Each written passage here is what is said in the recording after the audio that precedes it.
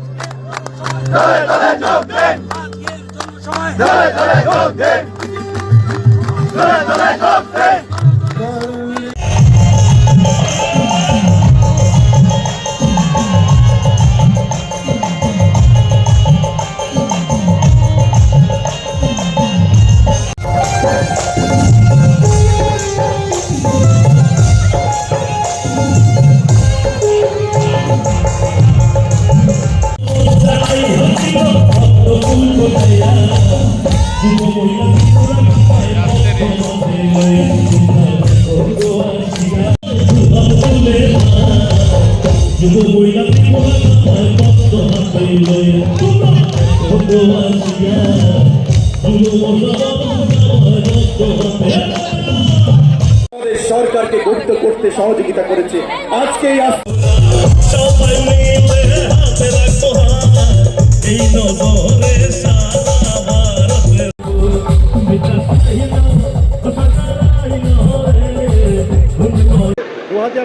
এখন পর্যন্ত সরকারি চাকরি 16,451 জন পেয়েছে বন্ধুগণ। আউটসোর্সে 5,771 জন পেয়েছে। সিকিউরিটি গার্ড সরকারি এবং বেসরকারি মতে 2,937 জন পেয়েছে। এমপ্লয়মেন্ট জেনারেশন টিআইডিসির তরফ থেকে এখন পর্যন্ত 6,017 জন পেয়েছে বন্ধুগণ। এমএসএমইর মাধ্যমে প্রায় 2 লক্ষের অধিক এন্টারপ্রেনার এখন তৈরি হয়েছে ত্রিপুরাতে। বেকারত্বের যদি কথা বলি, বেকারত্বের হার 1.7% ত্রিপুরাতে, অথচ জাতীয় গড় যেখানে 3.2% আছে।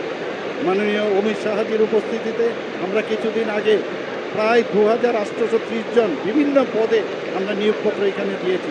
নিয়োগ প্রক্রিয়া অব্যাহত রয়েছে। আরও আগামী দিনে প্রায় 8,000-এর মতো চাকরির ব্যবস্থা হচ্ছে এবং তার কাজও এখানে শুরু হয়েছে। আমরা কিষাণ সম্মান নিধির যদি কথা বলি, বার্ষিক 6,000 টাকা করে প্রতিনিয়ত কিষাণরা এখানে পাচ্ছে। মুখ্যমন্ত্রীর জন আরোগ্য যোজনা 2023-এ আমরা শুরু করেছি। আপনারা জানেন প্রধানমন্ত্রী জন আরোগ্য যোজনা আমরা 100% আমরা এখানে স্যাচুরেশন পয়েন্ট আমরা এনেছি।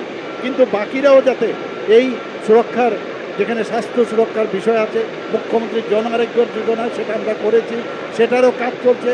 মানুষ একমাত্র ত্রিপুরাই একমাত্র আমাদের রাজ্য ভারতবর্ষের মধ্যে যেখানে 100% এই স্বাস্থ্য সুরক্ষায় তারা এখানে সেই কাভারেজ ওনারা পাচ্ছেন। ত্রিপুরাতে মেডিকেল কলেজের কথা বলি, এখানে তিনটা মেডিকেল কলেজ হয়েছে, এখানে গভর্নমেন্ট ডেন্টাল কলেজ হয়েছে, এখানে বিএসসি নার্সিং কলেজ হয়েছে, 9টি সুপার স্পেশালিটি টিভিতে হয়েছে। আমাদের ডিস্ট্রিক্ট হসপিটালগুলোকে যাতে আরও শক্তিশালী করা যায় তার ব্যবস্থা আমরা করছি। ট্রমা সেন্টার হচ্ছে। আমাদের এই যে ত্রিপুরাতে শান্তি সম্প্রতি আমরা বজায় রেখেছি, এখন সেই কারণে ইনভেস্টররা এখন ত্রিপুরাতে আসছে।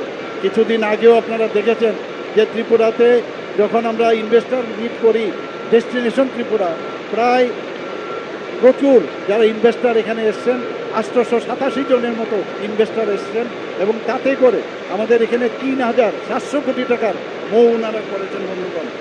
আমরা ত্রিপুরার মানুষ এই জিন্দাবাদ জিন্দাবাদের কালচার এখন মুক্তি পেয়েছি। আমরা আগে প্রতিনিয়ত আমরা দেখতাম এই জিন্দাবাদ জিন্দাবাদ, সেই থেকে আমরা মুক্তি পেয়েছি বন্ধুগণ।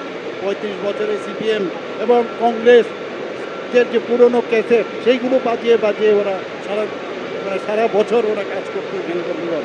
আমি আশা করি কংগ্রেস নেতাদের যে মায়েদের ইজ্জত লুণ্ঠনকারীদের এবং খুনিদের কাছে ক্ষমতার লোভে যে সব বিক্রি করে দিয়েছে, ওনারা বোঝা উচিত যে ওদের সাথে না থাকাটাই সবচেয়ে বাঞ্ছনীয়। মানুষ তাদেরকে কোনো অবস্থায় গ্রহণ করবে না বন্ধুগণ। ভাগ্যিস এবারের 2023 ইলেকশন এমন একটা অবস্থা করেছিল কংগ্রেস এবং সিপিএমের, আমরা বলি বাম কংগ্রেস, তাদের মিতালিতে এমন একটা অবস্থা করেছিল যে 2023-এ আর ভারতীয় জনতা পার্টির নেতৃত্বাধীন সরকার আসবে না। কিন্তু সেখানে মাননীয় প্রধানমন্ত্রীজির নেতৃত্বে এবং আমাদের সর্বভারতীয় সভাপতি শ্রী জেপি নাড্ডাজির নেতৃত্বে এবং আমাদের গৃহমন্ত্রীজি যে আমাদের উপর আস্থা রেখেছেন, যে কারণে আবার আমরা এই ত্রিপুরাতে বিজেপি সরকার আবার আমরা প্রতিষ্ঠিত করতে পেরেছি বন্ধুগণ। और अगरतला को हमने किसान कृषि उड़ान स्कीम से जोड़ दिया है। उसी तरीके से अब ये नई टर्मिनल बिल्डिंग, ये जो महाराजा वीर विक्रम एयरपोर्ट जिसका श्री गणेश मोदी जी ने किया, यह भी इसका बदलाव तब हुआ जब मोदी जी की सरकार आई है। ये हमको ध्यान में रखना चाहिए। इसलिए हम ये कह सकते हैं कि पिछले 10 सालों में मोदी जी के नेतृत्व में और भारतीय जनता पार्टी की सरकार त्रिपुरा में जो पिछले 8 साल से 7 साल से काम कर रही है, इस सरकार का इम्पैक्ट इतना है कि इन्होंने गवर्नेंस को बदला है और लास्ट माइल डिलीवरी को आगे बढ़ाने का काम किया है। आज प्रधानमंत्री गरीब कल्याण अन्न योजना के कारण 25 करोड़ लोग गरीबी की रेखा से ऊपर आ गए हैं। 80 करोड़ की जनता को 5 किलो गेहूं या 5 किलो चावल मिल रहा है, 1 किलो दाल मिल रही है और त्रिपुरा में 24 लाख लोगों को यह सुविधा मिल रही है। उसी तरीके से आवास योजना में मुझे याद है विप्लव देव आप थे, मानिक शाह जी थे, आप थे, एयरपोर्ट के बगल वाले गांव में आप ले गए थे मुझे और प्रधानमंत्री आवास योजना आपने दिखाई थी मुझे। आपको जानकर खुशी होगी कि यहीं त्रिपुरा में जहां देश में 4 करोड़ मकान बने हैं, वहीं 4,70,000 मकान इस छोटे से त्रिपुरा में बंद करके दिए हैं। ये भी आपको याद रखना चाहिए। ये सड़कों में सुधार हुआ है कि नहीं हुआ है? इंटरनेट पहुंचा है कि नहीं पहुंचा है? रेलवे में सुधार हुआ है कि नहीं हुआ है? एयरवेज में सुधार हुआ है कि नहीं हुआ है? मित्रों, इंफ्रास्ट्रक्चर में त्रिपुरा आज बढ़ता हुआ त्रिपुरा दिख रहा है।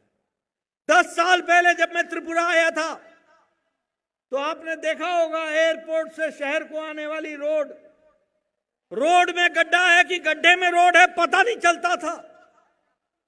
आज हाईवे, 4 लेन, ये सड़कों की बहार लग गई है और रोड और ब्रिजेस में त्रिपुरा में अकेले 462 किलोमीटर की सड़क बनी है और 24-25 में ही 180 किलोमीटर की सड़क बन करके तैयार हुई हाईवेज में, रोड्स और ब्रिजेस में।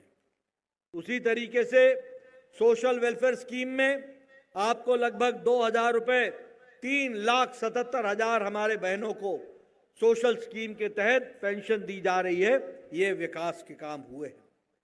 हमारे ट्राइबल बच्चों को, उनको विकास के लिए और उनके विकास के लिए ट्राइबल स्कॉलरशिप लगभग 68 करोड़ रुपए का उनको डिस्बर्समेंट हुआ है और 33,500 बच्चे आज स्कॉलरशिप ले रहे हैं। हमारे ट्राइबल बच्चे स्कॉलरशिप ले रहे हैं जो कल को देश में डॉक्टर बनेंगे, इंजीनियर बनेंगे, आगे बढ़ेंगे। इस तरीके से काम चल रहा है। वंदन केंद्र में 27 ट्राइबल कम्युनिटीज को लाभ मिला है। लॉ एंड ऑर्डर में मैं आपको बधाई देना चाहता हूं। राजीव भट्टाचार्य जी उसकी चर्चा कर रहे थे, उसकी चर्चा हमारे मुख्यमंत्री ने भी की है। आपको जान करके खुशी होगी, जो त्रिपुरा सीपीएम के राज में रक्त रंजित था, खून से सना हुआ था, यहां की मिट्टी में खून दिखता था, आज त्रिपुरा में क्राइम रेट में 20% का गिरावट आई है और आज क्राइम रेट में देश में तीसरे नंबर पर, नीचे से तीसरे नंबर पर है। सबसे लोएस्ट क्राइम रेट आज त्रिपुरा में तीसरे नंबर पर आकर के खड़ा हो गया। नशा के खिलाफ लड़ाई लड़ने के काम में यहां पर 64,000 किलोग्राम का गांजा, इसको भी सीज किया है। मैं बधाई देता हूं कि नशा मुक्त त्रिपुरा बनाने की ओर आप आगे बढ़े हैं, इसके लिए मैं आपको बधाई देता हूं।